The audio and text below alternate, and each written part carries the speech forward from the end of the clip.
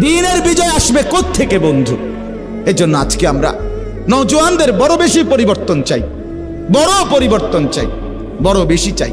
মুসলমানের ছেলেরা যদি নামাজি হয়, আরে বিশ্বাস করেন না, আমার একটা ব্যক্তিগত কথা আছে, এটা আমার হৃদয়ের কথা, আমার আবেগের সবটুকু দিয়ে আমি বলতে চাই, মুসলমানের যুবকরা যদি শুধু দুইটা জিনিস করে, একটা জিনিস হলো নিজের মাথার চুল চতুর্দিক থেকে সমানভাবে কাইটা চেহারা সুরত যদি মুসলমানের মতো বানায়, আর 5 ওয়াক্ত নামাজ বিশেষ করে ফজরের নামাজ যদি মুসলমানের যুবকরা পড়তে শুরু করে মসজিদে গিয়ে, আর চেহারা সুরত আর চুলটা ঠিক করে, আল্লাহর কসম গোটা পৃথিবীর কাফের আর বেঈমান বুঝবে মুসলমানের যুবকরা নড়ে চড়ে বসছে। এরা বুঝবে মুসলমানের সবচেয়ে বড় সম্পদ যুবক, তারা ইসলাম নিয়ে ভাবতেছে, আগামী দিন নিয়ে ভাবতেছে।